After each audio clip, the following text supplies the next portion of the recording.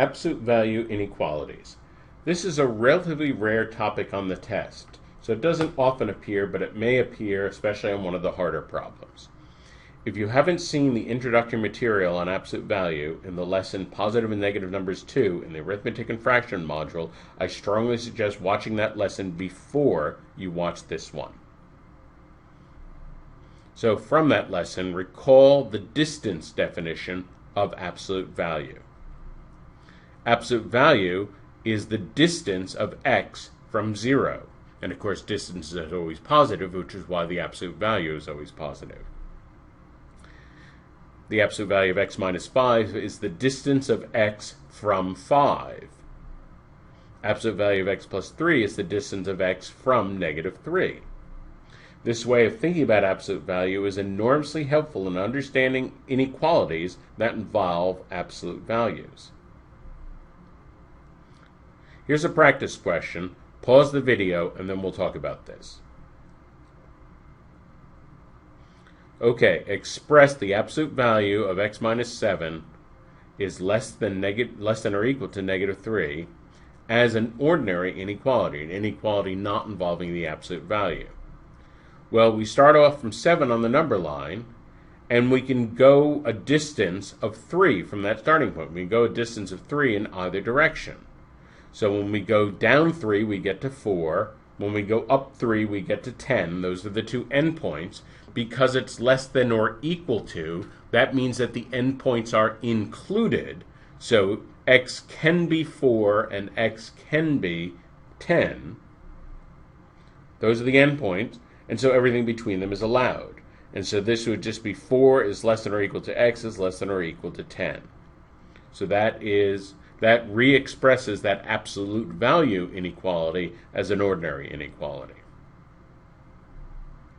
Here's another practice question. Pause the video and then we'll talk about this. Express the region on the number line as an absolute value inequality.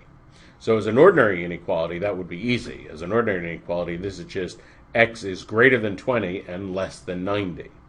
But that's not what we're being asked. We're not asked for an ordinary inequality. We want an absolute value inequality. The first thing we need to do is find the center of that region. The middle of the region is the average of the endpoints, 20 and 90. So that middle is 55. So 55 is the center. Now the question is, how far do we move away from that center? Well, 90 is 55 plus 35. 20 is 55 minus 35. So we start at that center, 55, and from 55 we can go a distance of 35 in both directions. Notice also that the endpoints are not included, so we cannot go as far as 35. We have to go a distance that is less than 35. So in other words, the distance from 55 is less than 35. And that is the absolute value inequality that exactly expresses that particular region. Here's another practice question. Pause the video, and then we'll talk about this. Okay, once again, the first thing we have to do is find the middle of that region. We find the middle of the region by averaging. So negative 3 plus positive 11 is positive 8 divided by 2 is 4. That's the middle point. So if the midpoint is 4, how far do we go in either direction? Notice that x can go as far as 7 above 4, which is 11, or 7 below 4, which is negative 3.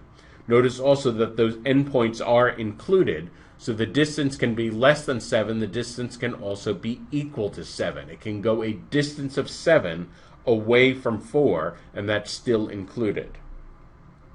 So the distance from 4 is less than or equal to 7.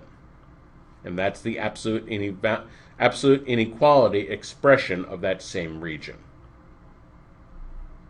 We demonstrated how the distance understanding of the absolute value makes inequalities involving absolute values very easy to solve.